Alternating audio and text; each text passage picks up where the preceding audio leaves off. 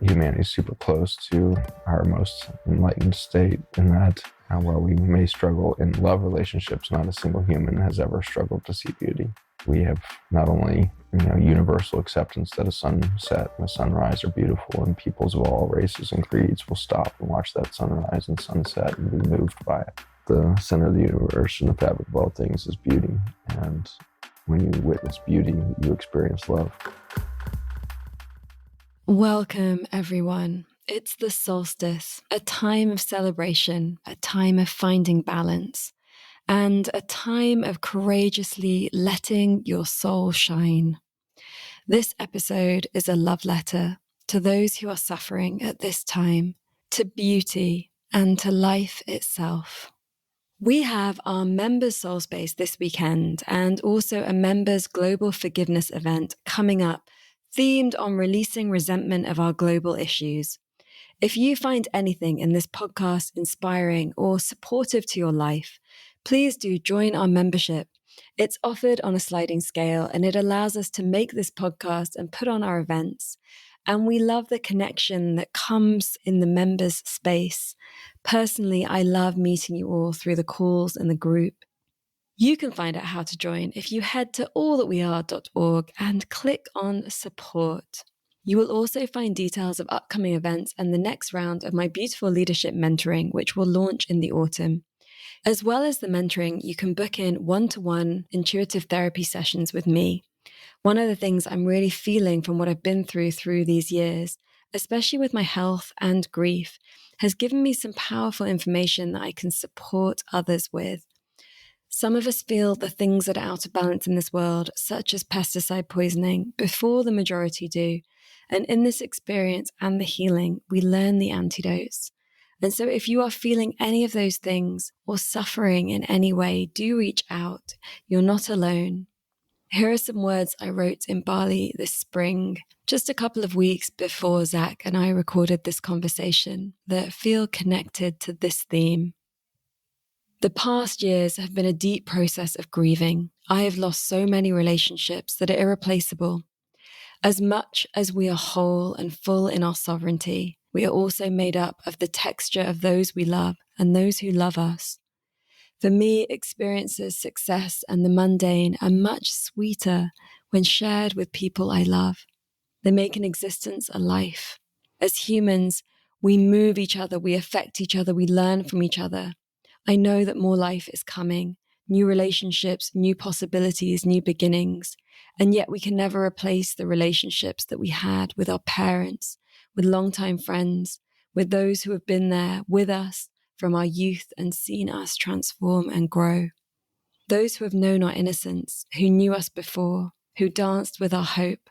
When life brings you grief and loss and illness, you are invited into a secret place. An initiation into death and letting go, an invitation into a deeper relationship with the earth because you know she will be here longer than any of us, and she can offer such solid ground. You are invited to live in a way where you feel each moment on the edge of death and rebirth, the space between what has been lost and what is coming. Your intuition grows stronger as you celebrate more clearly with the unseen world. Somehow your path forward is clearer and you feel less attached to it. There is an idea that when you get to a certain place in your spiritual path, that everything is wonderful all the time and you only draw in what's high vibe around you. That has never felt true for me, as this world is full of inequality, tragedy, and at this time the issues we face with climate and control. For me, the spiritual path is about learning to be more present to everything that life brings you. Not to avoid or ascend things, not to cancel people when they are suffering as they are bringing down your vibe, but to get so strong in our own connection to the divine, to our soul, other humans and nature, that we are able to be in this world as it is, and we are able to both experience deep joy, be with our pain, and be there for others and causes who need us. Sometimes when you are deep in your path of presence, you might even attract more challenges, jealousy, opposition, meanness. This path means being able to come back into a place of trust, discernment and openness every single time, and learning how to stay in your power when life is challenging. For me, this is beautiful leadership, a leadership of soul. My guest today is Zach Bush, MD, a physician specialising in internal medicine, endocrinology, and hospice care. He is an internationally recognised educator and thought leader on the microbiome as it relates to health, disease, and food systems. He founded Seraphic Group and the non-profit Farmer's Footprint to develop root cause solutions for human and ecological health. His passion for education reaches across many disciplines, including topics such as the role of soil and water ecosystems in human genomics, immunity, and gut-brain health. His education has highlighted the need for a radical departure from chemical farming and pharmacy, and his ongoing efforts are providing a path for consumers, farmers, and mega industries to work together for a healthy future for people and planet. His work in for-profit and non-profit arenas is creating avenues for collaborative action for all stakeholders in our global community for a regenerative future of health for the planet and our children. We share links of how you can get yourself ion gut support in the show notes. In this episode called Seeds for Humanity, we explore the themes of soil regeneration, beauty, and nature's evolution as we speak to the question, how do we express a different humanity and become healthy co-creators of a beautiful future with planet Earth? We hope that this conversation connects you to who you are, your health, and this Earth in new and ancient ways. Welcome to All That We Are, with me, your host, Amisha Gadiali. On this show, we explore the weave between activism, the sacred, creativity, and regeneration, the spaces where our inner and outer worlds dance. From healing trauma to nature connection, to new technologies to ancient wisdom, it's time for us to move beyond silos and into an integrated way of being. Every one of us has ideas and personal experiences to share that can lead us to a more beautiful future. Despite the challenges we face as a global community or the pressures we meet in our daily lives, when we stop and dare to listen, to ask ourselves the big questions, and to share what we are already doing and envisioning, we create the futures of our wildest dreams. And we begin to embody all that we are, all that we are becoming, and all that is possible. Zach, it is an immense delight to welcome you to All That We Are. Thank you for sharing with us here. It's really an honor to be with you and the audience here and bring in a human moment. Honor to be with you. Thank you for the invitation. When I ask you what are the futures of your wildest dreams, what stirs there for you? There's a future coming on this planet that is interconnected with nature. It's not only the deepest levels of the planet that we know here, but we are about to understand ourselves within the context of a galactic community. There's races and species all over the cosmos that are ready to welcome us into a truly massive, connected life force within the universe. And it's going to bring to the end a period of human history where we believed ourselves to be separate from the planet we walk on and the life within the cosmos. And we're going to let the egoic mind shift away from the belief that we were at the top of some sort of pyramid of life or intelligence on Earth or within the universe. And we're going to find that the elephants and the blue whales sit among us with their intelligence, and we are going to find the races from the cosmos sit among us, and I've always been here to be in communion with us, and it's going to be a lovely time for a rediscovery of what this planet's real purpose is and what humanity's purpose is. And there will be a lot of grief in the process. Humanity's going to have to grieve its belief of being some sort of superior as anything, and we're going to have to grieve, the belief that we control our own environment, and really have to start to surrender into the possibility that everything is sovereign. All plants, all species of this planet are sovereign and are part of the co-creation of the physical realm that we live in, and that there is really no hierarchy of life, but there is great respect for each individual within it. And I think that we will have to die 1,000 deaths to get to the point where we are willing to really be seen by nature. We're so afraid to be seen by one another, let alone the possibility that an oak tree or a lion or an elephant could see us. It's so humbling to be seen by perfection, by beings that are so perfectly themselves. And that's how I would describe the difference between me and the oak. The oak has never woken in any state of insecurity or confusion as to its purpose or its identity, and it just revels in being oak. And I yearn for that opportunity to be so wholly myself that I express the most complete and coherent version of myself. But I feel within me a lot of the beliefs and fears that need to be let go of and died to get there. But I do relish the opportunity to imagine walking with 200,000 elephants up through Africa to see their capacity to regenerate those water systems and soil systems. And I look forward to seeing humanity dance at night around fires and remember ourselves in this journey back into nature. I shared with you that this podcast used to be called The Future is Beautiful, and beauty is such an important aspect of what takes us from here to there. And this morning I woke up feeling completely in love with life, with everything as it is. And I got to that place. I've been in that place before, and I've been through such a deep journey of grief of late. And I woke up and it was just like, what a gift this is. Can you share why beauty is so important? First of all, I just want to celebrate this moment for you.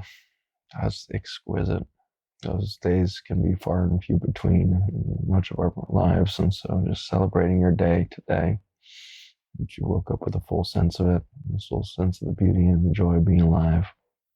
My life has changed quite a bit in the last few years since my pivot from this concept of love to beauty as the center of all things. And it helped me kind of rearrange my life in really important ways and helped me realize that I had been treating love as some sort of scarcity modality or commodity. And I had put love in lots of different boxes, and I was chasing love. I wanted my employees to love me. I wanted my colleagues and other companies to love me. I wanted my parents to love me. I wanted spouse to love me. I wanted my kids to love me. And so I had all these love boxes that I was trying to get full by being nice to people or being dutiful to people or making sure that I was attentive to people or whatever it is, so that I could try to feel the love back from them and try to fill it up.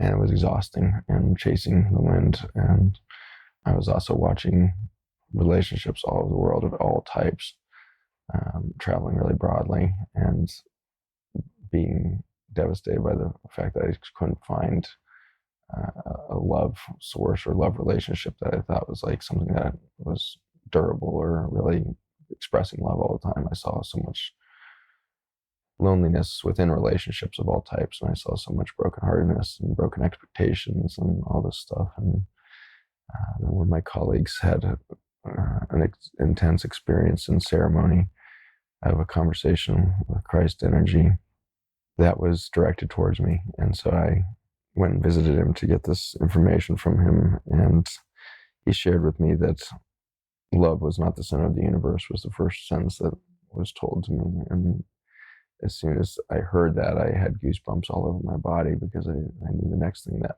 I would hear would be the most important thing that I'd hear in my life, perhaps because I had been yearning, I think, for lifetimes to figure out how to interact with the life force around this topic of love. And the next sentence was that the center of the universe and the fabric of all things is beauty. And when you witness beauty, you experience love. And that solved for a life, or maybe lifetimes of crisis sense in myself. I just cried for probably half an hour at that table in a coffee shop with my good friend as he told me that. And I felt every cell in my body release fear and guilt and shame for my sense of failure in love and my relationships or all aspects of my life. And I cried it all out that day and was so relieved ultimately because I suddenly realized that humanity is super close to our most enlightened state, in that while we may struggle in love relationships, not a single human has ever struggled to see beauty. We have not only universal acceptance that a sunset and a sunrise are beautiful, and peoples of all races and creeds will stop and watch that sunrise and sunset and be moved by it. And uniquely, we're the only species that does that on this planet. None of the birds, none of the monkeys in the trees stop to watch the sunset, and their awareness of it is of a different type. But we are uniquely equipped with our five senses and our perhaps the necessity for our belief of separation, even to be at such a length from nature that we can see her beauty. And so for all of you listening, the future is beautiful concept. I would invite all of us to look deep within ourselves again and find beauty there, find the beauty that was sparked in the womb of our mothers and allowed for a single cell to self-organize into 70 trillion cells that were perfectly patterned into a human body, but not just a human body, your human body, uniquely you, your eyes, your lips, your face, your neck, your shoulders, your toes, all those 10 toes wiggling, all of it is an expression of a divine math, a perfect math that holds physical space in such a way that cells would know how to self-organize around one another to become a human body. The beauty in that is incalculable. And if you've ever seen a child born, it just defies all logic. It defies all science. It defies all understanding of the human mind as to how a being can not only self-organize at the cellular level, but then be animated with these deep sources of energy that would make them conscious within the universe. And when you see a child born, it's so often that you can feel as if you can see the entire cosmos. The beauty is beyond capacity to really take in, but you can also feel that connected sense of source. And each of you come from that spark. Each of you started life fully connected, fully integrated into the beauty and awareness of the universe. And it was only through human programming and a egoic realm training that you fell out of awareness of that beauty. So there's an opportunity for each of us to fall so much deeper in love. And I frustrate myself all the time that I can reach those mornings where I wake up and just in bliss, just in it. And that a couple of days later I can be out of it. It's just as confusing as the beauty of a soul rearranging itself in the womb. It's mysterious that I can die to my own connectedness or become disconnected so easily. And it's mysterious how easy it is to get reconnected. And so we live in this ethereal gray state in some way as humans, where we're so connected and yet so disconnected, and so connected and so disconnected. And so it's a strange existence, and it's not gentle. I often feel like I'm getting torn apart by the violence of moving from one state of awe to one state of complete dejected state of hopelessness and sense of loss and disconnect and loneliness and all those things. So that we can swing between those in a single day is a lot for a physical being to take. It's a lot of energy. It's a lot to deal with. It's a cognitive dissonance in the end. And so that's the state we're in right now. And I don't know if in my lifetime we'll see this shift of humanity to the point where we get to lose some of that roller coaster ride and start to actually come into a more steady trajectory into beauty. But it's certainly where we will have to end up. And we can plot that out in an extinction event as one possible path. We've got about 60 harvests of food left on this planet at our current rate of topsoil destruction on the planet. We've destroyed 97% of the soils of the earth so far, and we're kind of hanging on to the last few percent. And as we run out of that vitality of life beneath our feet, biology across the planet falters and goes extinct. And we've seen that topsoil extinction occur before. That's what happened with the dinosaurs and all that. The global topsoils collapsed in some sort of volcanic event or asteroid hit or whatever occurred. But that death of topsoil is a marker for vitality of the planet, and we're getting close to that. And so without a change in behavior of humans, we might see that utter collapse. In our death, we will see our beauty. And that's what I really learned in hospice, is that there is no death that's an endpoint. Death is always a reconnection to that complete expression of source, that complete embodiment of the soul for that last few minutes of life. And oftentimes I saw and heard the most beautiful things of people's lives in those last few minutes of their life. And then they would let go of the body and they would return to a much greater and more complete knowingness of themselves. And in those last few minutes, they would dip across the veil and come back again and say what they just saw on the other side of that veil, or what they experienced. And so at death, it's really a reawakening, a rebirth, a remembering of source and identity and true self. And I think that's happening to humanity right now. We're in our hospice moment, and some of us are starting to dip across the veil and see the whole picture and come back with great stories of how beautiful and connected everything is. Some people are doing that through breath work. Some people are doing it through meditation. Some are doing it through tea ceremony or other plant ceremonies or whatever it is. And so we're finding devices and activities to help us across the veil and remind us of how beautiful life is before we die. And for all of that, it's always a joy to see hospice patients discharged from hospice, because they suddenly become whole and they heal spontaneously and they go on to live a whole new chapter of life.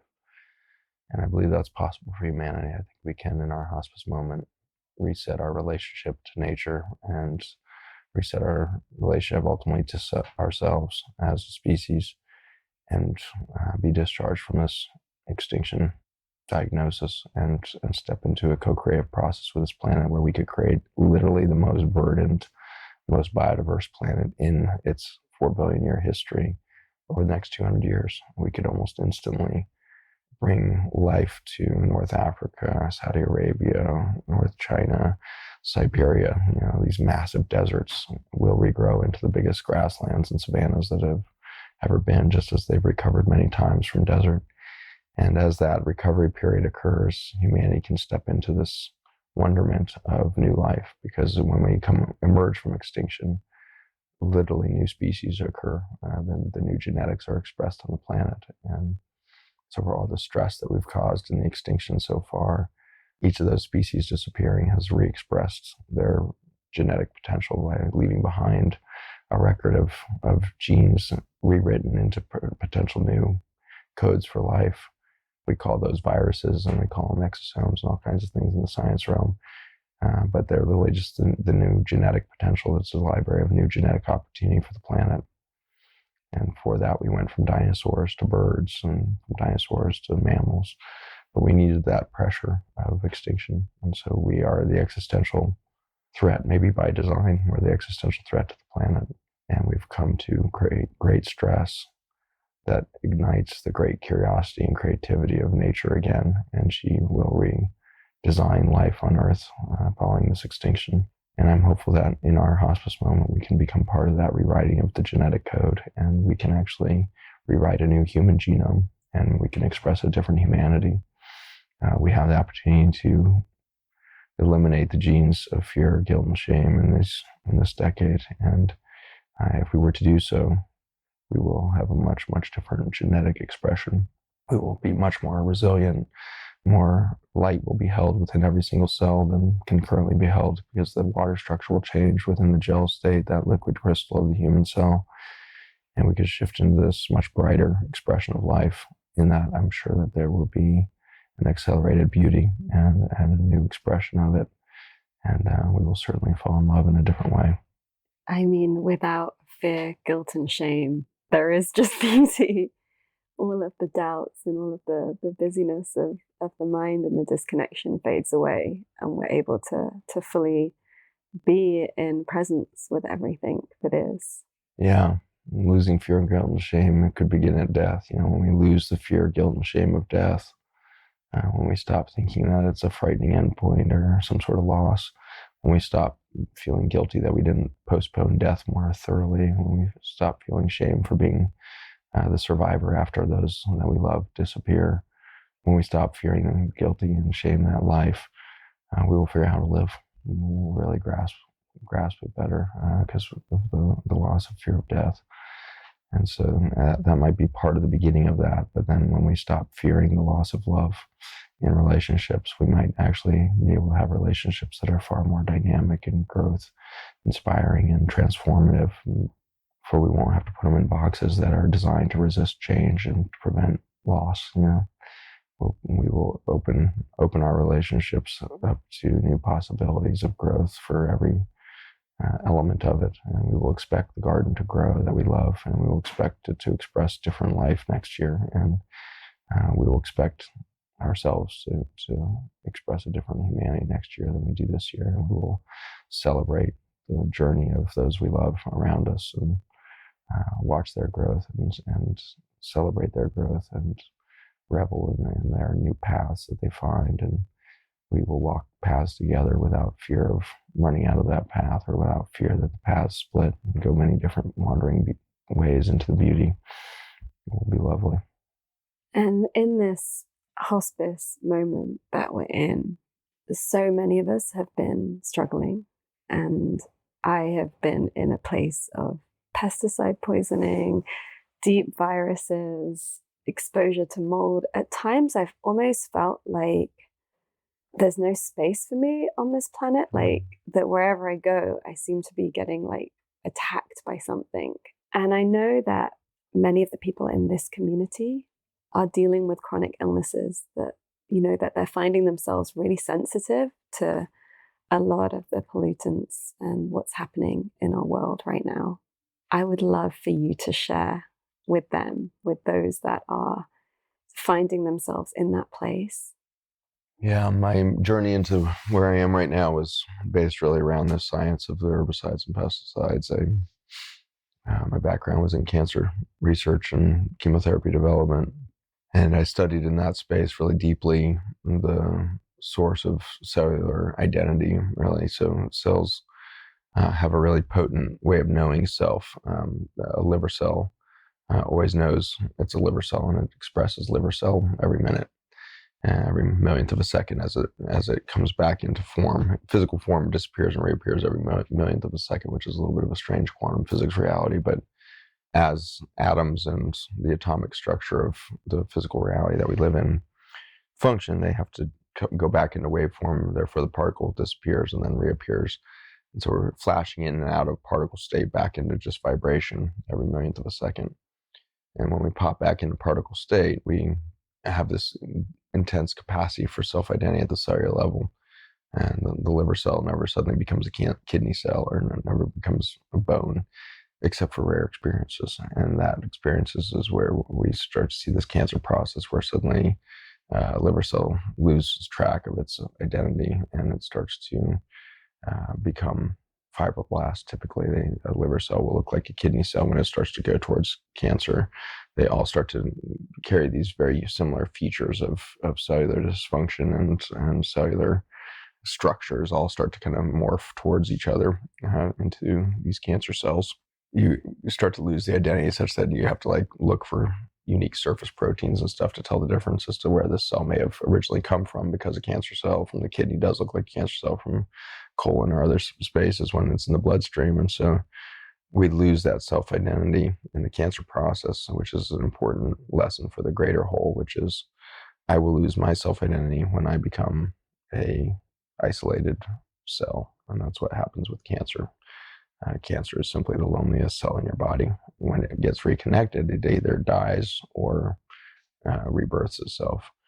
But when it's on its own and isolated, it's in fear of loss of life, and so it just starts replicating. It's the only thing it can do because it thinks it's the only last semblance of life within the cosmos, perhaps, and it no longer understands itself to be part of a 70 trillion celled organism, and it just starts replicating in fear of disappearing because it can't repair itself anymore. It can't function as a part of a bigger thing. And that's how I feel when pretty often I can suddenly become super isolated and feel like I'm a cancer to the people around me and feel like I'm a waste of people's time and I'm not helpful and I'm not productive and I'm not useful or valuable and in that kind of thing, I withdraw and I become isolated. And the scary thing is that the herbicides that we now use across the food of the planet, which is dominated by a single chemical called glyphosate, this chemical unfortunately creates that isolation. And so we have chronic disease on this planet now, which is expressing some version of loneliness at the cellular level and at the ultimately organismic level. And so the tragedy of chronic disease is that it's not just pain or dysfunction of your metabolism or insulin resistance or cardiovascular dysfunction. All those things can be unpleasant, but the suffering comes from the aloneness. And so when we come to terms with the fact that we've created a whole planet of lonely humans for the food that we eat, for the chemicals we've consumed, for the chemicals we've sprayed into the soil systems that have become our air, that have become our water systems. In the United States now, we're at like 85% of our rainfall contaminated with glyphosate. 85% of the air we breathe is contaminated with glyphosate. And so every breath you take can take you into loneliness. Every drop of water you drink, every rain shower that you walk through. So it's a devastating reality that we've so poisoned the water systems of the planet. We're today using 4 billion pounds of this chemical every year into our soil and water systems. And for that, chronic disease has emerged. And the timing of the chronic disease epidemic in the 80s and 90s of the last 2 decades of the last century was timed exactly with the expression of this chemical in nature. And so we started spraying this chemical in broad ways in 1976. And within 5 years, we had an obesity epidemic for the first time in the United States. So we were collapsing metabolism at a deep level. Within 10 years of that, we have an autoimmune disease epidemic where our immune systems were literally destroying ourselves because we had so lost our self-identity that we thought we were the enemy. There's a lot to be unpacked in that. But in the 1990s, we saw that explosion of thyroid disease and weird neurologic conditions. Fibromyalgia became a thing. Chronic fatigue syndromes became a thing. By the 2000s, we saw chronic regional pain syndromes become a new thing where it was not just like general achiness all over the body and fatigue. It was extreme pain and being expressed in regions of the body through CPS, chronic pain syndromes, and chronic regional pain syndromes. And so we developed all these new dysfunctions and diseases as we slid further and further into cellular loneliness for all the glyphosate that was being sprayed into our foods. And this really accelerated in 1996 when we genetically modified corn, soybean, and so many other plants and food products to be Roundup ready, which means we could spray the Roundup, which is the glyphosate delivery system, into our food directly at multiple stages of its development. Including at the very end of its life cycle. That's what happens with wheat and soybeans and all this is to dry those crops quicker. We often will spray those with glyphosate to create a drying, desiccating event in an accelerated fashion to speed up the harvest process, improve yields of harvest and things like this. And so to spray that food just days before it's harvested, you end up with really high concentrations of glyphosate. And for this, we developed gluten sensitivity by spraying wheat with glyphosate, and it turns out we don't really have gluten sensitivity, we have glyphosate sensitivity. And people who've been around the world know that they can go to some areas of the world and eat a croissant, feel fantastic, and then they can eat a trace of breadcrumb in the United States and take three weeks to recover from the pain, depression, disconnect, fatigue, headaches, everything else that can ensue. And so we've poisoned ourselves through our planet in these last 3 decades, and it's a startling, short-sighted, pursuit of money and convenience that led to this phenomenon. And there's lots of things. It wasn't like mean people, but we subconsciously are reaching for convenience as consumers. And so we stopped growing our own food. So the mega farms became a possibility, and all kinds of things, all kinds of pressures of modern society and seeking comfort and cheap food forced farmers to follow a chemical path. And so we are all part of this. There is no evil company that is out to kill us. I think we just all made the mistake of seeking convenience and human productivity rather than human connection. And for that, we've become very lonely.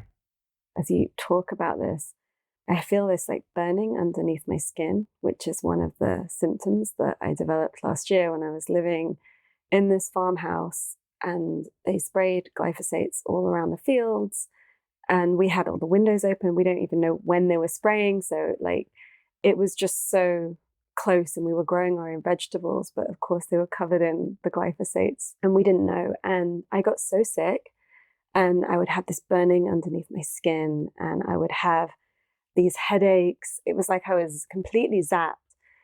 And the most interesting part of the whole experience was I was living in a community house with 3 other women. And the intentions that we had set into this house was a house of sisterhood, of connection, of supporting each other, of living in a way where we honored each other and we meditated together and we prayed together. And actually what happened in that house was completely the opposite. Disconnection, bitchiness, not being able to come together for these moments of prayer and daily practice. And after I moved out and got some distance, I was like, like we were all under this like immense poisoning. And I was the one that was feeling it the most. And then that in itself was causing a whole thing, because I was always sick, and then that was draining like the connections. But I was like, I just feel things stronger than everyone else. I mean, that's just how it is to be you. Yeah, I also feel the beauty so strongly when I feel it, and that's part of my path here. And making sense of it now, I'm experiencing that I can heal from these poisons, and Ion has been part of that process. When I reflect on it, it's like, well, somehow like it's in service to where we're going, that I know what this is in my body, that it's not just, sometimes I think we talk about all this stuff that's happening in the world, and then we sort of disassociate from the realization that it's happening to us, that we are experiencing it in real time, that when we talk about what's happening with pesticides, or it's not happening to somebody else, it's happening to all of us.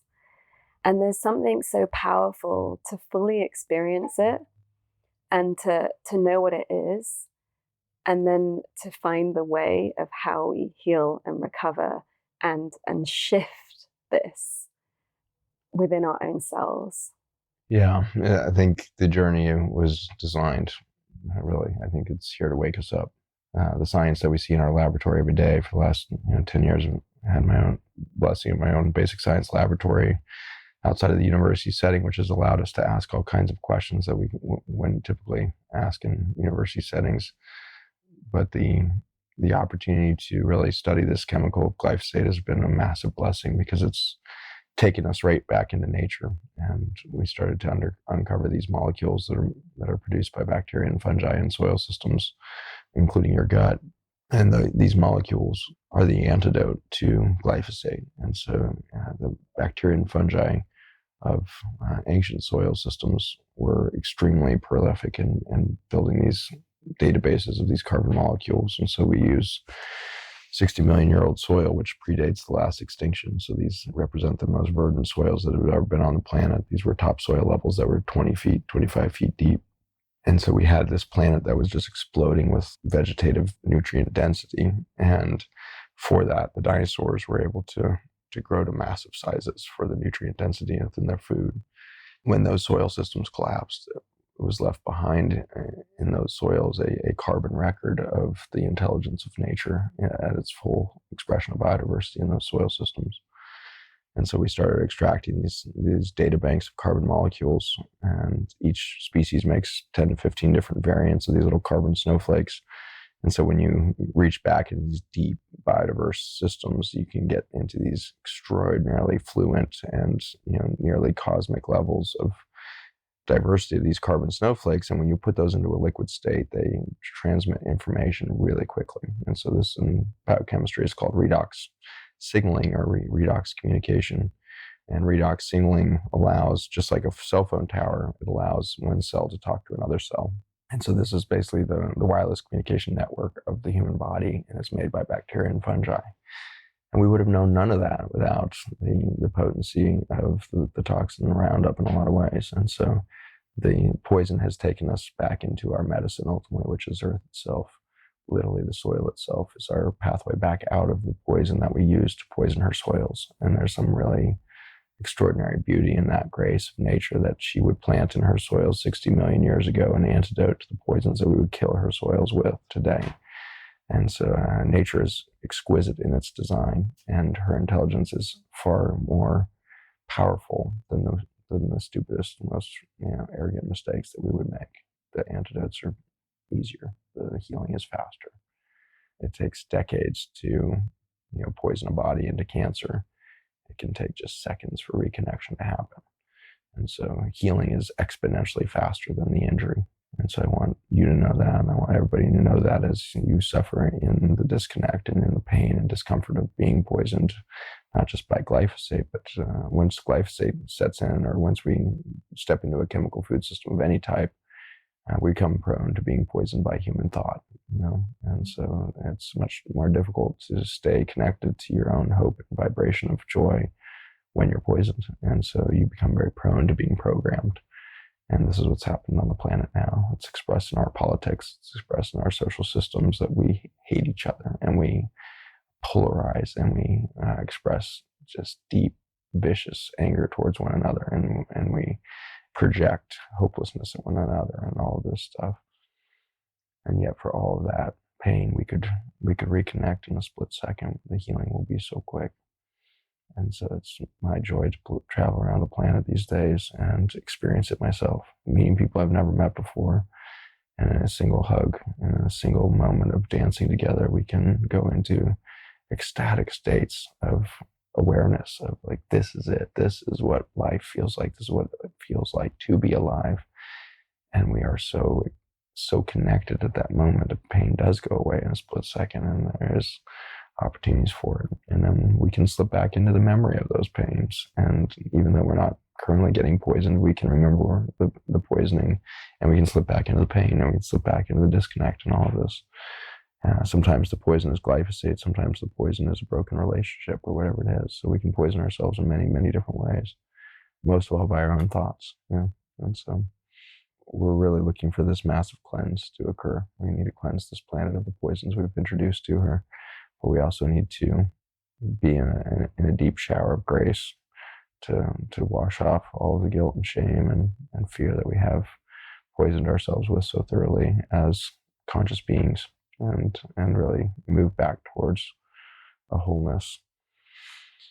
And again, I don't know if we can all do that inside the body, or if we need and are looking for the completion of death to do it in. And so in that way, we don't need to fear extinction either. Like, that might be exactly our plan as a species, as nature votes us off the island here if we can't correct ourselves and we continue to be the existential threat to biodiversity over the whole planet as we currently are.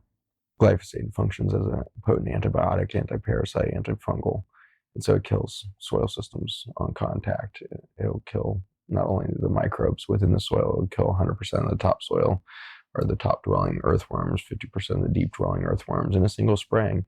And farmers are taught to spray multiple times a year for years and years and years. And so we've decimated these microbial soil systems for the biodiversity. And when we do that, then we start to lose the macrobiodiversity. So we start to lose plant diversity, and we start to get weeds that will crop up and create monoculture from nature as well. So there's a reaction to stress that forces us into monotony, and I find that interesting. So when you stress nature with glyphosate, she can express a single weed instead of 60 million different species, and the weed will take over the whole environment, not to be mean, but to actually clean it up.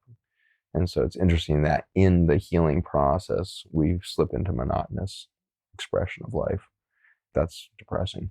It's depressing to have the same thought every moment. It's depressing to have the same feeling every moment. It's depressing to manifest the same body every moment.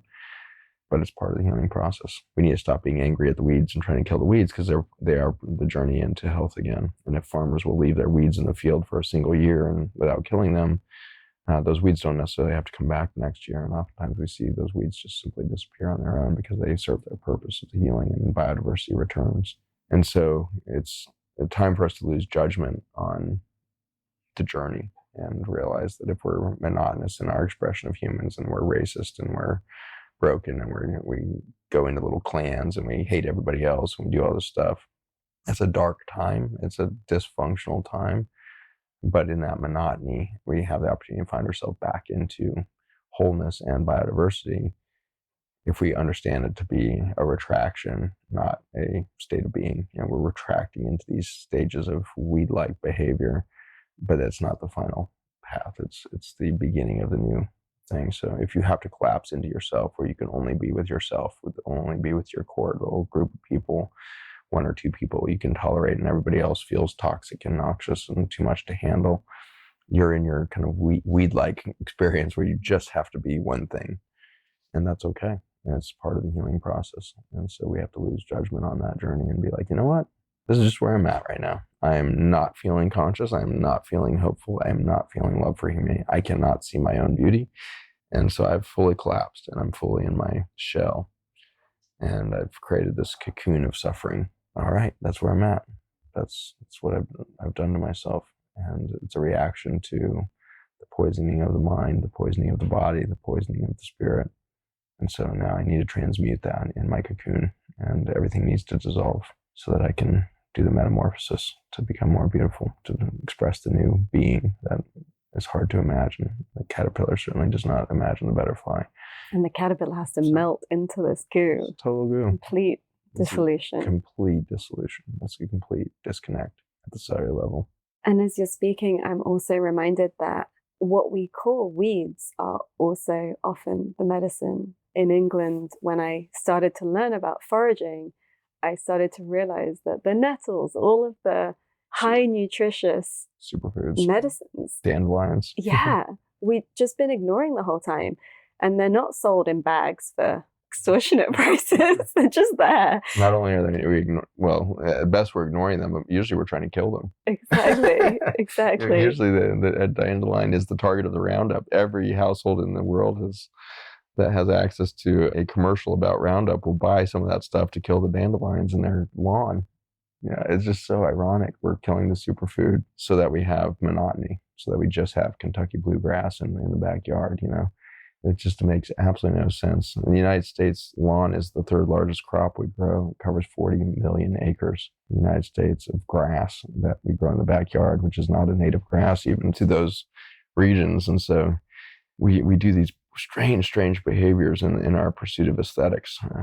When we are overwhelmed, we try to control the aesthetics into monotony. And so I think a golf course is the best example of it. If you're so disconnected from self, then a golf course feels good because it's just so predictable. It's the same grass and rolling system, and you get a little bit of sun, and you think you're out in nature, and yet you are in the most poisoned environment that humans have created. There's more glyphosate in a golf course than any other environment, exponentially more so than a farm or anything else.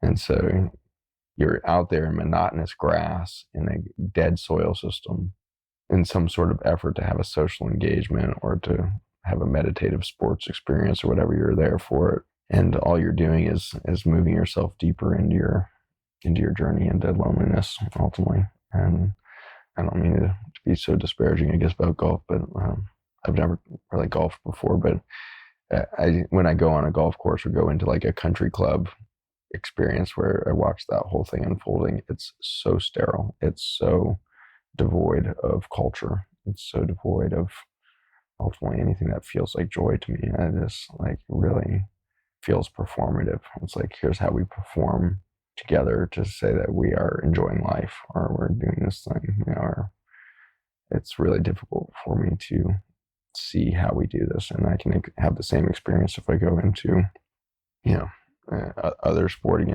areas too. It's not just golf. Like we'll do in almost any sports thing. In order to get the dopamine high, we force nature back away, because if we were really to see nature in that moment, we would certainly stop playing golf and stop gathering in football stadiums. We've eliminated nature from these spaces, and we are looking for a dopamine high. We're looking for a drug effect from sports that defies, our real potential. So we have a lot of deprogramming to do. We have a lot of rediscovery to do. And frankly, some of us aren't going to want to do it. I think some people are going to just rather play golf, metaphorically. Metaphorically, we're all playing golf, like we're all doing something repetitively that we think is the performative expression of wealth or success or connectedness. And so we have all these golf performances that we do in a day. And there's a lot of us that aren't going to want to go through the pain of realizing the prisons that we've created for ourselves. And we'd rather just keep playing the golf game and doing the thing. And that's okay. It doesn't really matter either, in a sense. Like humans are doing the human journey. Humans are nature. So nature is expressing herself through us in a strange way, and she likes the stress of extinction. I think it's really been the fuel for creativity on the planet over and over again. So maybe in a strange way, we're expressing nature's desire to die so that she can rebirth. No judgment on it in some ways. It's just like we have a choice. Either we get to be the existential threat, or we get to become the co-creators of the future planet. That's the bubble we sit on right now. And I feel like I kind of switch back and forth on a daily basis as to which of those I am. It's wild to hear you say that, because you're one of the people that a lot of people see as like really moving us towards this more beautiful future. And it's refreshing to know that even you flip. Oh, I'm a hot mess. Between those things. Mm-hmm. No, it's a hot mess for every one of us, no doubt. Now, the whole journey, so much disconnect and so much loneliness to feel. And I'm currently on a personal journey of wanting to feel it. I spent most of my life pushing those feelings away, and therefore repeat the pattern until I feel the thing again, and then push that away, and then I repeat the pattern so that I feel it again. For some reason, we are being called to feel the depth of what we've done here, and in that feeling, we can reconnect to source. And so the antidote is always in the wound. That's how biology works. It's how nature works. The very white blood cells that will heal you are sitting within the wound, and the very stem cells that will be activated to regrow the tissue that's been destroyed, or the organ that's been diseased, those stem cells turn on to create new life within you because of the wound. Stem cells just sit totally dormant if not called into action through a deep injury. The antidote is sitting right here in our wound. And so instead of throwing the Band-Aid on the wounds over and over again, we need to wander into the wound, and we need to really embrace it and experience the whole pain and damage done. And we need to experience the loneliness and acknowledge it rather than play golf. This is a freaking lonely journey at moments, and it is super painful, which makes it so much richer when we come back together and find that morning where you wake up and you kiss your pillow because you're so happy to be alive. Like, that's what you experienced today, and I'm celebrating that with you, because you're helping all of us in that moment of celebration, that moment of awareness, ultimately, that you are a living, beautiful being, and you're in it, and so you helped all of humanity when you woke up this morning, and we help each other, because tomorrow morning you might not wake up with that, and maybe I will. And together, I think we are expressing hope at a really big, deep level, and that hope that overcomes the deepest injury and the deepest loneliness is the divine. That's the divine within us, and that hope can spur curiosity, which I think is our real symptom of being a creative force, being a divine force. That curiosity drives creativity, and that creativity drives the productivity of a human being that when directed into nature can become such a beautiful partner in the creative process with nature. And we create gardens and we create amazing biodiverse systems of regenerative agricultural, permaculture spaces, and we can dance in the rainforest and experience food forests that we build into our urban settings. And we're the most effective pollinator that's ever been created by nature. We're better than the butterflies. We're better than that in regards to our capacity to carry seed great distances and our capacity to carry pollens great distances. And for that, we've kind of created beauty everywhere that we've gone in this planet. We find the plants of South Africa so beautiful, so we take them to North America, and we find the spices of South America so beautiful that we take them to India. The cuisine of India is not the cuisine of India 400 years ago. The spice trades created that. It was the chilies and all of that. That's all from South America. And so we are the ultimate pollinators, which means we've been co-creating with nature to bring beauty into every sector of her thing. And we speed up the biodiversification of the planet because of our capacity to see beauty. And so we bring the flowers of South Africa throughout the whole world. You can buy the flowers of South Africa as ornamental, plants in every single city in every single part of the world. And that's amazing to me, And so in our capacity to see beauty, have spread beauty. And so we have to remember that we are part of the creative force of nature. And as we walk into our future, we will probably do an equal amount of beauty and devastation again at some other level. But the more we're able to embrace the journey of that, the less harm the damage will do, because we'll understand the healing process is so much more potent than the injuries we create. And the injuries that we create in the future can be those that we have to open up to see the old wounds, and we have to reopen those wounds and clear out the scar tissue and really forgive one another. We have to forgive each other. I'm deeply sorry to my employees that work with me so diligently and throw all their life into it. I'm deeply sorry that there's moments of disconnect and there's moments of complete failure on my side to see the beauty, see what's the productivity or whatever it is, and that leads to a sense of hopelessness or sadness there. I'm deeply sorry to my children for the years that I've been distracted in my work or not fully seeing their beauty. I'm deeply sorry to my planet for how often I've walked by trees without saying thank you and not acknowledging the gift of it is to walk among the trees. And I'm deeply sorry ultimately to myself for having ignored my own beauty and diminished myself over and over and over again. And I've put so many other people and things and activities ahead of my own beauty, ahead of my own soul. And I have emptied myself out to the point of just desperate exhaustion because of a lack of self-value, because of a lack of self-care or awareness of my own beauty or my own importance or whenever it is. And so we can begin the apology to many things, but the deepest one will have to be to self. And in forgiving ourselves for the frailty of the whole thing, we can say, I'm sorry, and I forgive you, and the forgiveness can begin. And in the forgiveness, we can find gratitude. And in the gratitude, we will rediscover love. And that'll be the path forward.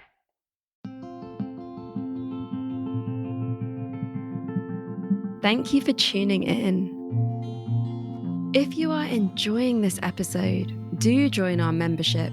For a small contribution, you can be part of our community, where we deepen the conversation and offer spaces of learning and embodiment. As a member, you are a patron supporting the making of this show, keeping the episodes full length, free and accessible for all. And you receive a number of benefits, such as monthly soul space, going deeper sessions, access to our library of workshops, and discounts on all our online and in-person experiences. Our membership is what makes us able to make this show and stay advertising free in a world that is always trying to sell us stuff we don't need. Head to allthatweare.org/membership to find out more and join today. Thank you for your openness and for really allowing us to remember that it's okay to feel these moments of doubt and to forget ourselves at times, and that we can always just remember again. In these years that I've been in this deep dissolution, and pretty much all of the core relationships in my world dissolved through death or illness or distance. And the only thing that I could do was root deeper into the earth, to remember that she is going to be here far longer than me, and that she can hold me, that she can teach me, that she can be with me, and that I can be with her. And through this time, there's something about, there's the way that you connect to nature when you're in these like moments of exquisite beauty. And there's something about the way that you connect to nature when you're in these moments of exquisite pain. And I feel like the more of us that allow that relationship and that connection, then we are able to help move humanity into that space of deep respect and nurture, and create that possibility where humans can be a beautiful part of the future. I'd be curious to hear you talk a little bit more about just how that feels, that reconnection, because you're in one of those days where you're just so glad to be alive and you're feeling the joy of that life. And so if you were to drop in and just like feel yourself right now, like what does that feel like in your walk through nature, or your travels through Bali today to sit next to me and have this conversation? Like, where do you feel that? What do you feel? It feels like every cell is alive and singing. It feels like this experience of deeply making love, like with everything that is, with, like dancing with the air as it moves on my skin, feeling the ground underneath my feet, hearing the sounds, like everything feels more turned up, like in its beauty. And in that experience, it's a deep remembrance that I belong, that I am an expression of this divine beauty, that there is something that I have to give at this time, and that's wanted and it's needed, and there's space for it. And ultimately that I'm love and I don't need anything else. Yeah, you are complete. You're the whole story. And who knows, in 3 hours, it might be a different moment again. There will be a different moment, and there will be a disconnect from that moment, from that sense for a moment, and then you'll find yourself back to it again. Thank you for sharing that. I think it's important for us to share those things with each other. And I think it's also important that we share the pain, when it's happening. The social norms have really dulled down our capacity to communicate what we're feeling. And my personality type, my human design, is very prone to under-expressing how I'm feeling. and then you layer on that all these social norms of like, how are you doing? Nobody actually really wants to, you believe that nobody really wants to hear how you're doing. And frankly, that's probably true, because they're so overwhelmed that they can hardly handle their own, state of disconnect from their feelings. And so they're barely, they're brimming with unexpressed, unfelt things. And so to layer all of that on them, it's probably more than they can handle. And so if you were to actually tell them, people would freak out. That's right? me. I freak people out all the time. Because I'm like completely wired to not answer that question with "I'm fine." I'm like, I'm experiencing this deep grief right now because of this and this and this, and I'm feeling, and people are like, okay. But occasionally people are like, oh, thank you. I just experienced something real. And so I'm learning how to dial down. Don't dial down. Dial up, girl. Take the lid off. We have to take the lid off. We need to stop dialing it down. The dialing down is not serving anybody. We need to start really expressing how we feel much more deeply.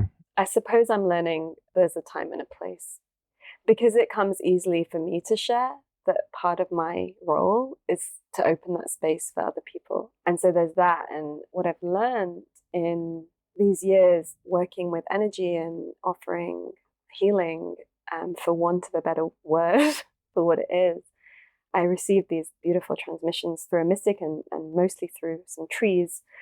And it's like what I've experienced is that in these moments, we can create these reference points. So in these moments, like how I'm feeling today, it's like I experience this reference point within myself. And so then no matter where else it goes, like what else happens in life, that reference point is now alive in me. And because it's alive in me, I can connect to it again, even when I'm on the floor in grief, because I know it exists. And in me knowing it exists, it reminds you that it exists. It shows you, it creates that reference point for all of us. And this is what's so fascinating, how as you shared earlier, even though the challenges and the suffering and the wounds and the poisoning is so deep, the potency of the healing that's possible is Off the charts. off the charts. It's beyond our wildest dreams. Yes. At the planetary level, the planet will recover so fast when we stop the wounding. And we see it in incredible spaces. I was just in South Africa and witnessed 1.5 meters of topsoil appear in what looked like beach sand. Dead soil system. 1.5 meters of soil within 2 years of doing the right thing. And the dogma in the farming and agricultural spaces, it takes 100 years to build 1 centimeter of soil. 100 years to build 1 centimeter, and then we see 120 centimeters in 18 months. We have so underestimated nature's capacity to heal.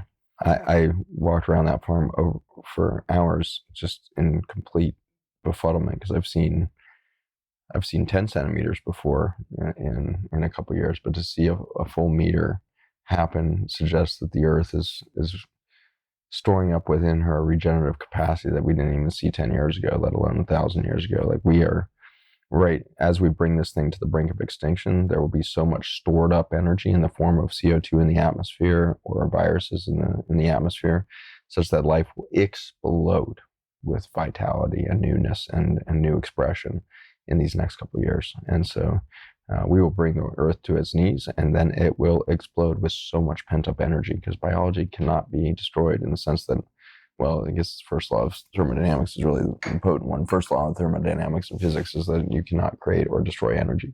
You can only change its form. And so we are in our destruction of all the biology of the planet. We can't actually remove that energy. It's not actually gone. It's being stored in the biochemistry of this planet. It's being stored in the genomics of the planet, and this potential energy that animated this glorious planet just a century ago is not gone. It's being stored up. When it is unleashed, the explosion of life will be unprecedented. And so I'm very, perhaps selfishly, desiring the opportunity to see that. I want to see that explosion. I want to be a part of it. I want to feel that. And when I heard you talking a moment ago about what it felt like today to walk through nature in your connected state, the way the air was caressing your body, the way that life was making love to you, that essence, ultimately, that's what's going to happen in every cell of everything on the planet here as we move out of our poisoning phase of humanity and become the antidote. We can become the antidote to the planet.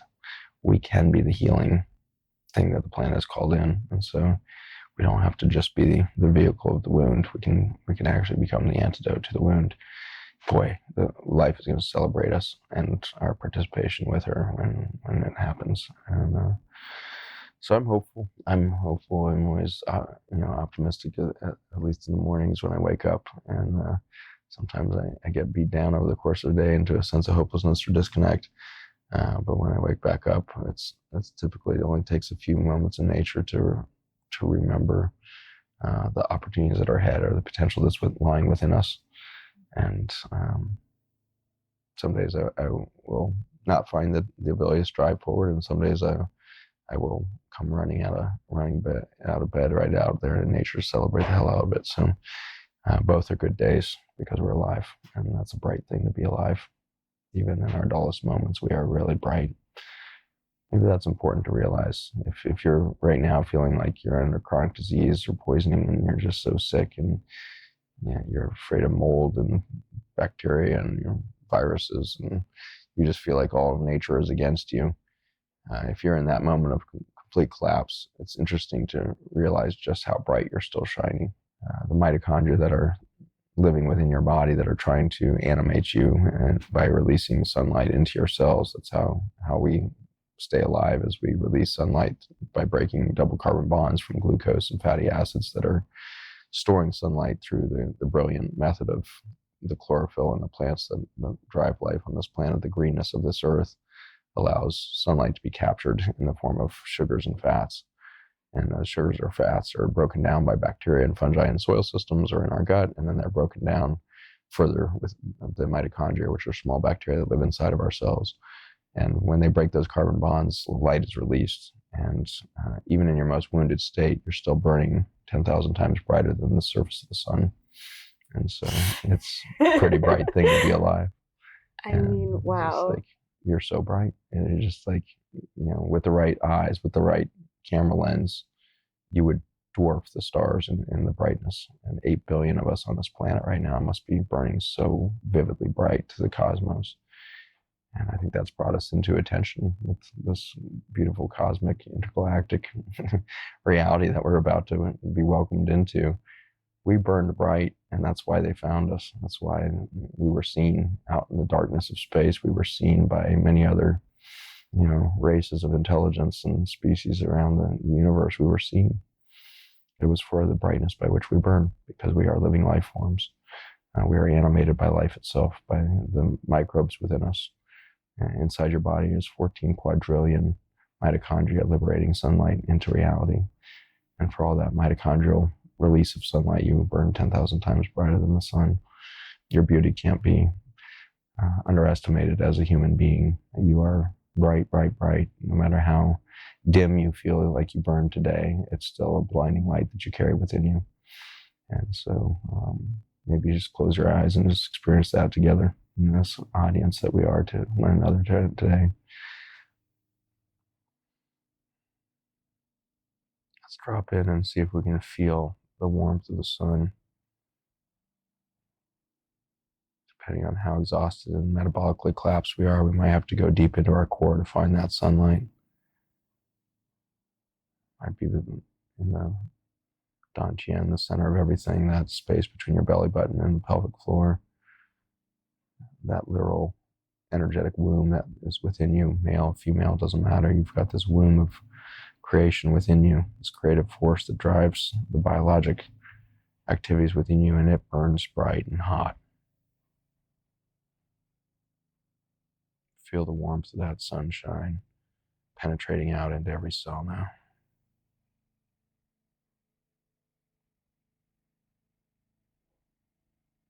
Experiencing that deep relaxation that happens when you lie in the sun, that deep sense of nurture penetrating you, the warmth of the sun penetrating every cell. You breathe it in and you can smell the ionized air around you, because the sun ruptures the molecules in the air and you create ions that you're breathing and healing in. The ionized state of the sand around you as you lay in the sunlight of yourself. Feel the deep relaxation. And you start to feel that floating sensation. Your body is drifting into that near sleep state as you take a nap on the beach under the sun of your own glory.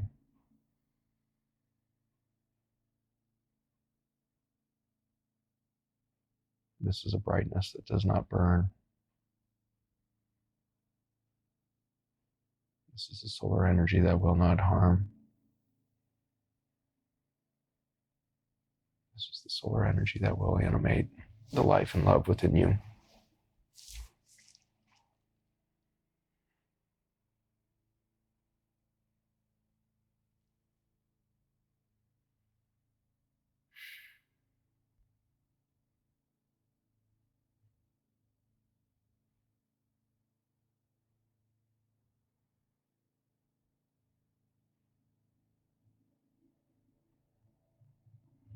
Feel the sunlight on your heart. Let it penetrate.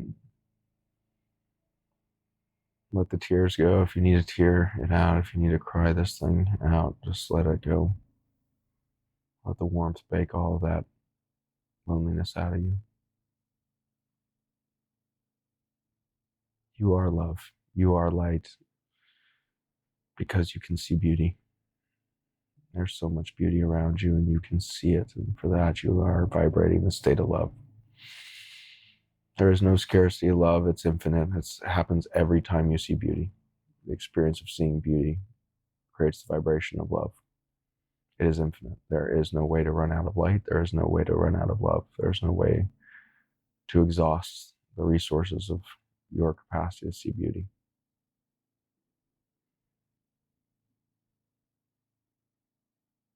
You will wonder at the beauty of the face of children, grandchildren, lovers, or the flower on the bedside as you die.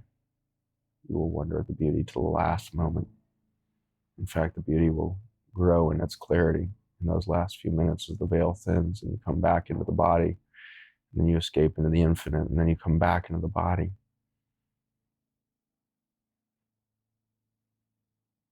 Take one more breath. Feel the heat of the sun from within you, warming your breath. Well, let it all out. Let the grief out of the bottom of your lungs where you hold it. Let the grief out. It's okay. It's all okay. You are blessed to be able to feel the grief. Let it go, let it go, let it go, let it go. Let the warmth come in. Fill the space. Take another deep breath in. Breathe the heat of your own sun, your own light. Breathe it in.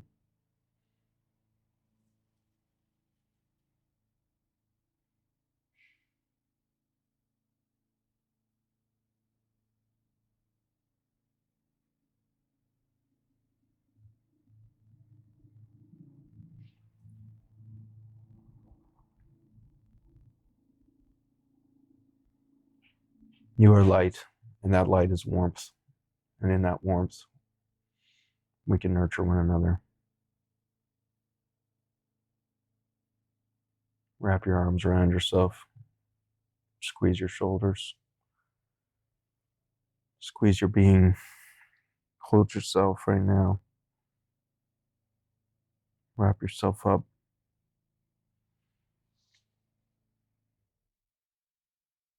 Hold yourself there.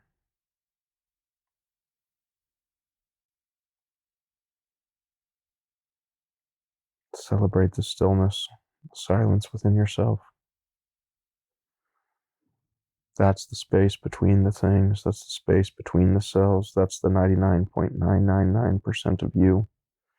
Space that holds the original math, the original design that you self-organized around within the womb of your mother. The blueprint for you is in the space between. So come into your cocoon. Dissolve completely now in the warmth of the sun that burns within you. Dissolve completely. Feel it. All the stress, all the remembrance, all the categorization, and all of the storage of traumas and disappointments and broken expectations and blah, blah, blah. Let it all dissolve. Let it dissolve into nothing.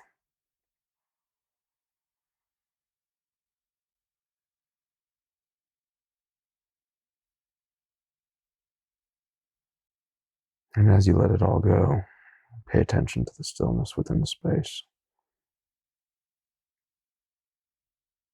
And then realize there's a vibration within the space. And it is beautiful. And as you take a deep breath now, allow yourselves to start to go back into the original design. Express the new body that is free of the memories of all the traumas and brokenness.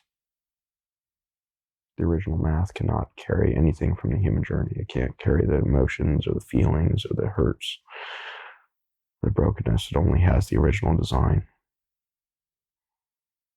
And you can reorganize to that original design every split second. And it's always available to you.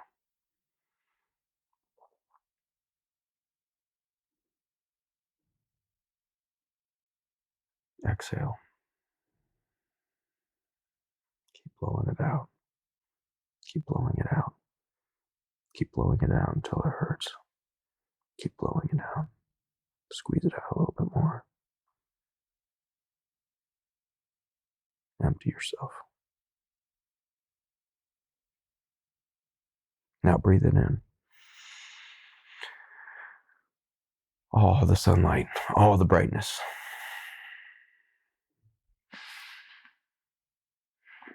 Expand, expand, expand.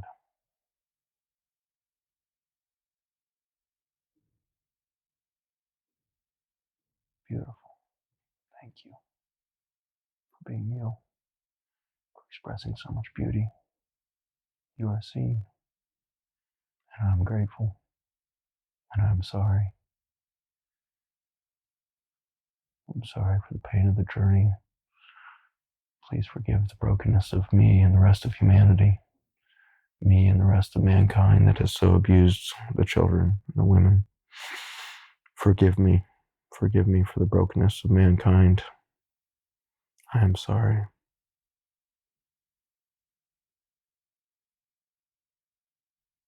Please forgive me. Thank you. I love you.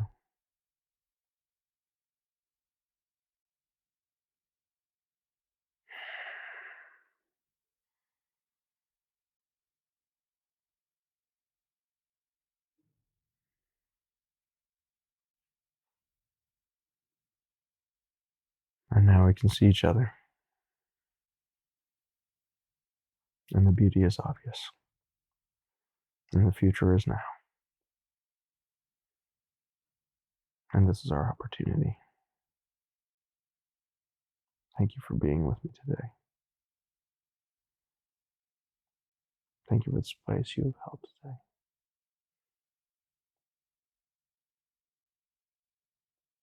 We are beautiful.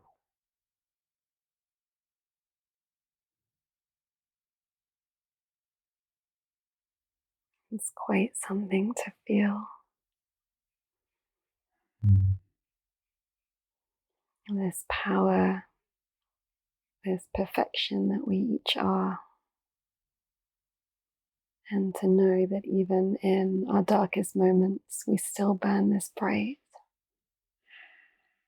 And as we sit here, I don't know if our friends listening will hear, but we have like machines and construction in the background. And it's like, it reminds me that it doesn't matter like how busy the world is around us, where we find ourselves, that we can always remember this part of ourselves, connect to this part of ourselves. You are always here. That deepest you is always here, and it's always unperturbed, undistorted, ready to be retuned to you. It's a tuning fork for your self-identity, and it's always vibrating. So you're right.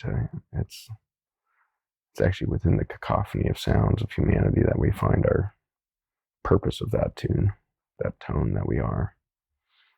A single tone never creates the symphony.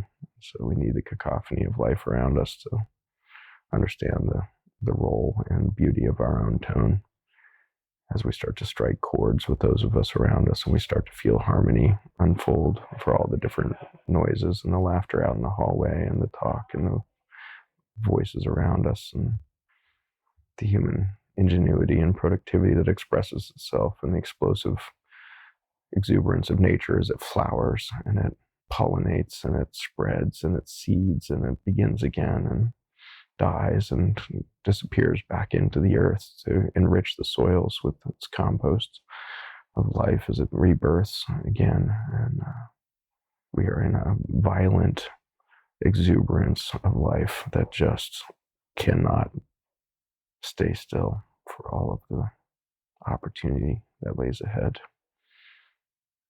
So out of the stillness comes perpetual motion, perpetual re-expression, recreation, new creation.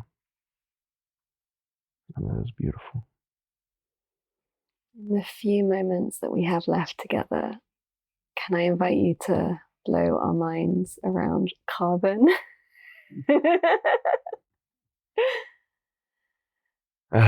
Yeah.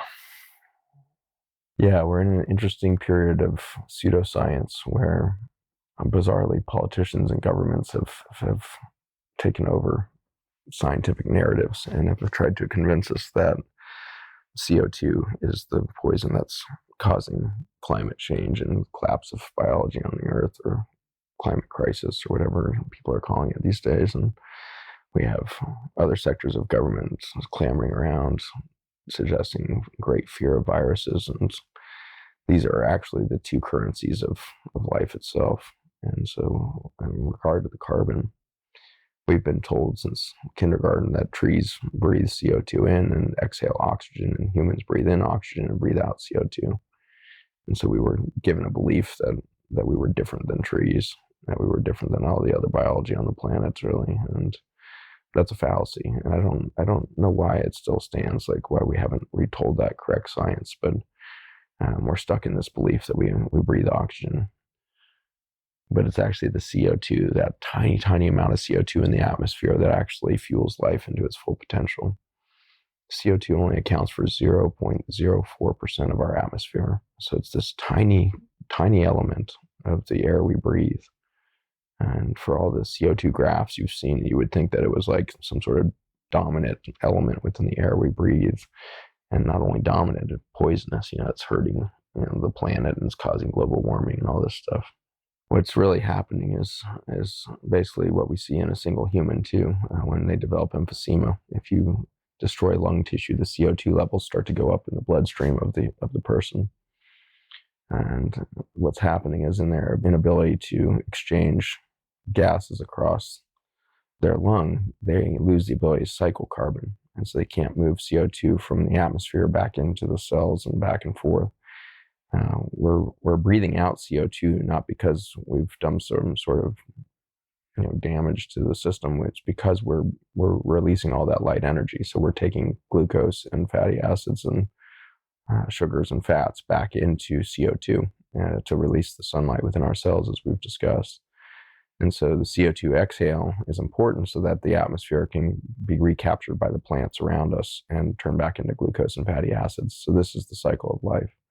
But when we lose the ability to move CO2 back into the body, as we lose our lung tissue in emphysema or lung disease or pneumonia or whatever it is, when we can no longer bring that CO2 back and forth, we start to die. And the CO2 levels go up for our inability to exchange it across not just the lung, but also across single cell membranes and the rest. And so death is the inability to move carbon. And as carbon starts to stagnate, it becomes concentrated in different compartments. And on the planet, it will concentrate into the air and into the ocean. And so right now we're seeing a failure of the lungs of the planet, which are the soil systems of the earth, not the trees. There's a misperception that trees are like the carbon sink for the planet. The trees are really the water cycle of the planet in many ways. They certainly do photosynthesis and grab all that CO2 out of the atmosphere, just as the grasslands do. But it's really the grasslands, the carbon cycle, and the trees are the water cycle, drive the water cycle. And so those are kind of our two elements that we are driven by: water cycle from the trees, carbon cycle from grasslands and savannas.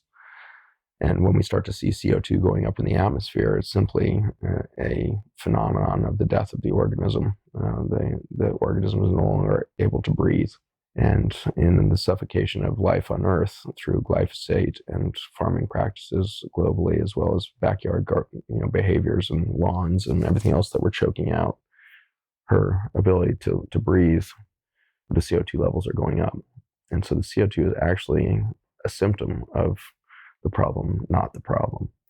And the thing that terrifies me about human behavior is we're so eager for that reductionist sense of the problem. Like, oh, well, if it's just CO2 is the problem, then it's easy to fix the problem because we can just go and suck the CO2 out of the atmosphere. And so now we've pledged $40 trillion to carbon offsets and are investing in technologies that can maybe suck that tiny bit of CO2 that's in the atmosphere, 0.04% of our air. We're going to suck that CO2 out and put it deep in the earth where biology can't reach it.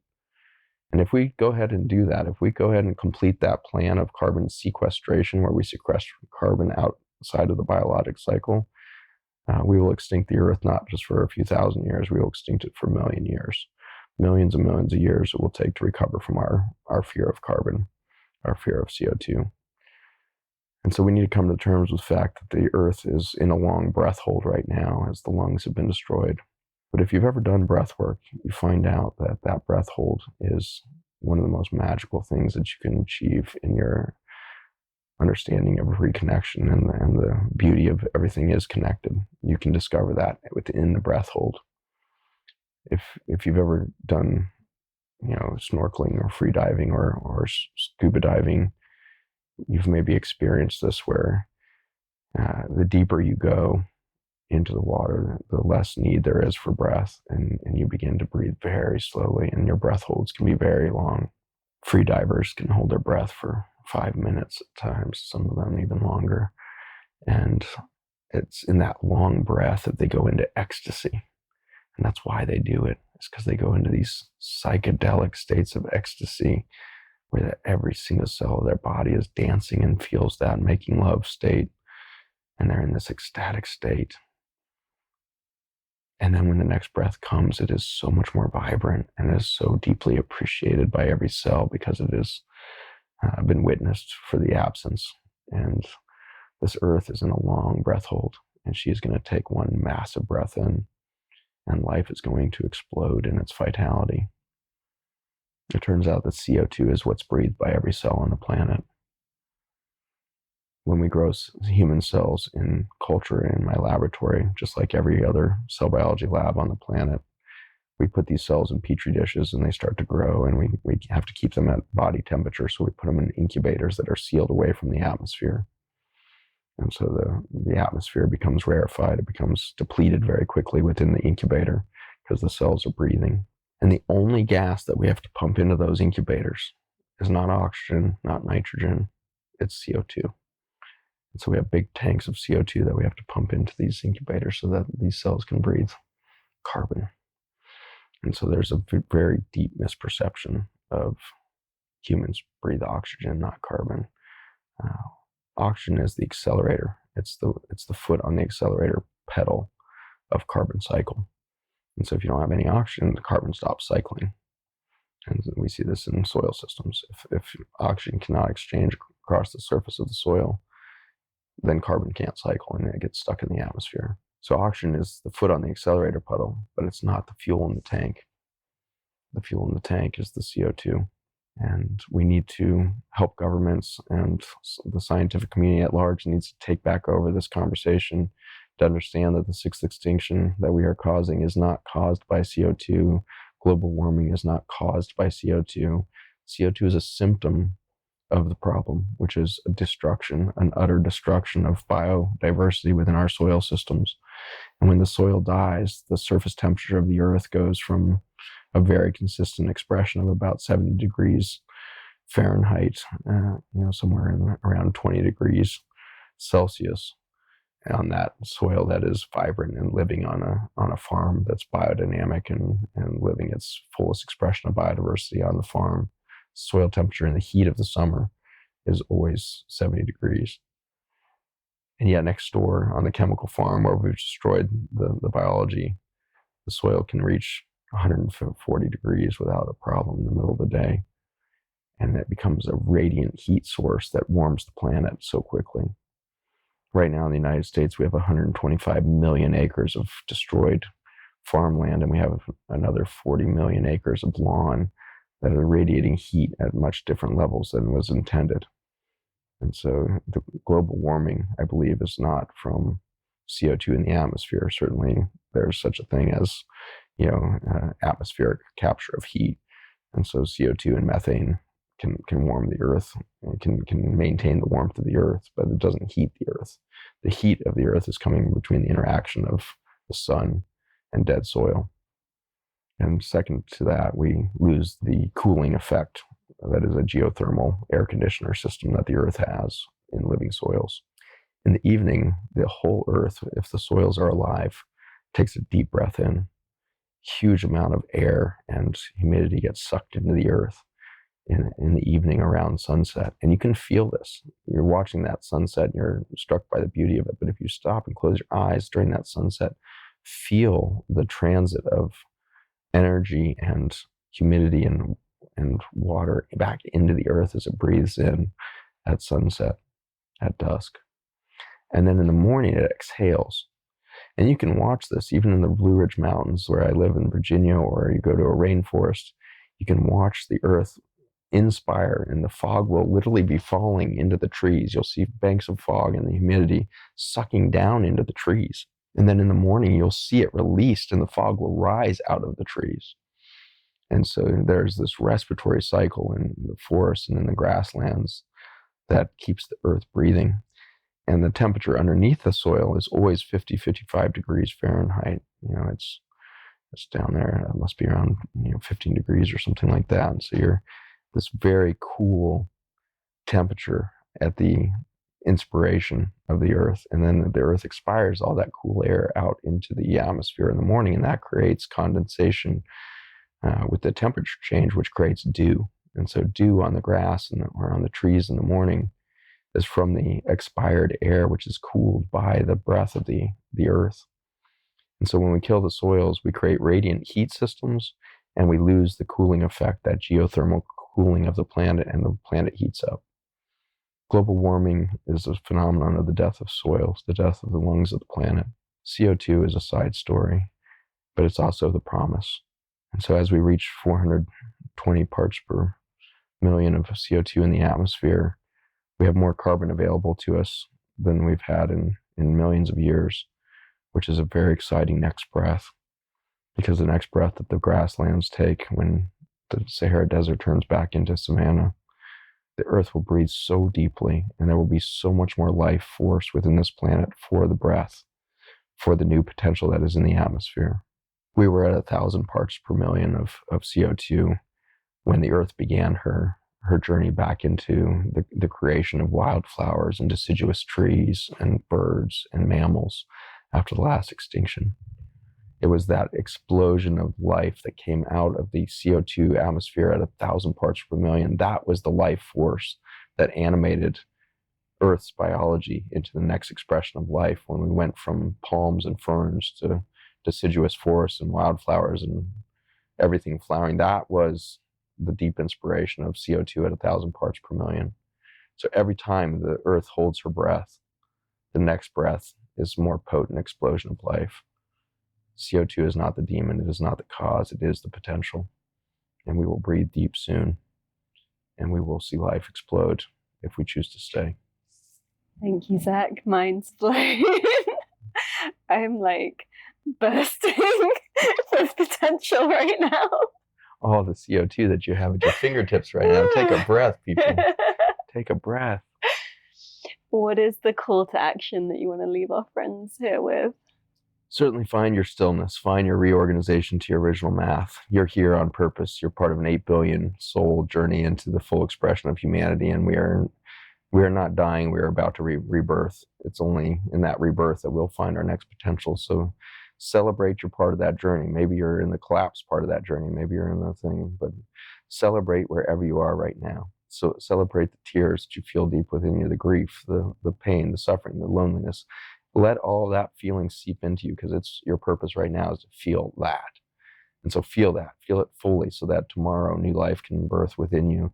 And take a deep breath and then connect. If you're lacking community that's heading in this direction of a regenerative planet, then connect with me through any avenue you feel fit. You can find me and the team on social media. Zach Bush, MD, follows a lot of that.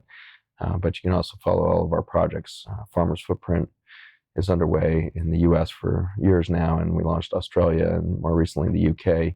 And so if you're in those countries, please connect to those regenerative networks with the farmers that are starting to rebirth their soil systems, to regrow the lungs of the planet, and go and find them, support them, become part of their efforts.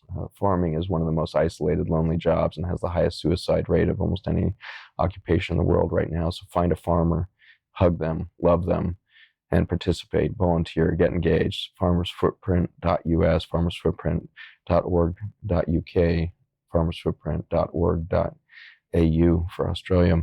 Get engaged, find that.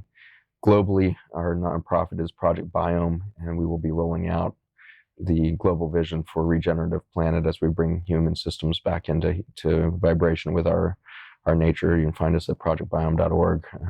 The website there will start to carry a whole lot of detail in the coming months as to the global plan that we're rolling out in Africa to begin.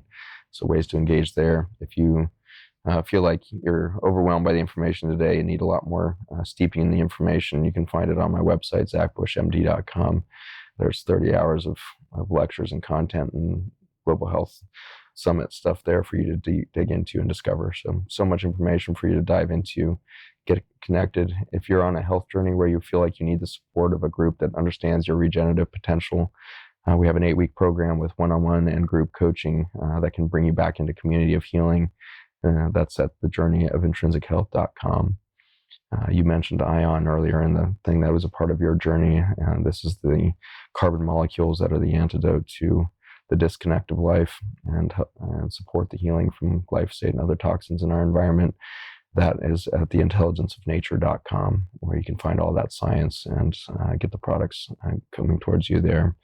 But ultimately, connect through community. We've got a lot of community platforms through a lot of the websites just mentioned, and those communities are starting to create together. And so we're really excited to go beyond the products and start to create creative hubs for human innovation and creativity. And so you can find us there, connect, enjoy of your capacity to be part of the human experiment. And be honored to be connected with all of you. Thank you, Zach. Deep love, deep gratitude, deep bows. Right back at you. Thank you for being aware of the beauty today.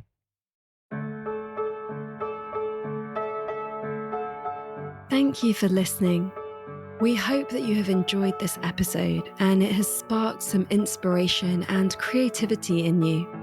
As always, you can find links to everything we mention in this episode, download our book, and discover so much more over on allthatweare.org. We give space to our guests to share their perspective without debating it or fact-checking, as this approach allows for deep, unedited conversations from the heart. We trust your discernment and wisdom to take what is useful and challenge what isn't in your own understanding. We offer spaces for discussion and integration in our membership community, which we would love for you to join. We don't believe in selling you things you don't need through this podcast, and so it's made possible by you, our beautiful community. If you loved this and would like to connect more deeply with us, please join our membership. You choose what you contribute based on our sliding scale, and you become a patron whose support makes this podcast happen, as well as receiving access to a library of many resources and invitations to nourishing events. Please also hit subscribe and leave us a review wherever you listen so others can find us. This podcast is made by an all-female global team. Me, Amisha Gadiali, producer and host, Annegret Afolderbach, who crafts the words that accompany each episode, and Mary Chan, who edits the sound so skillfully. All That We Are celebrates all that we are already and the untapped potential that lives inside us. It invites the full power of the more than human world, nature, the unseen, our ancestors, and our future generations. It reminds us that we never exist in silo, through borders, timelines, or polarity, that in each and every moment, all that we are is here.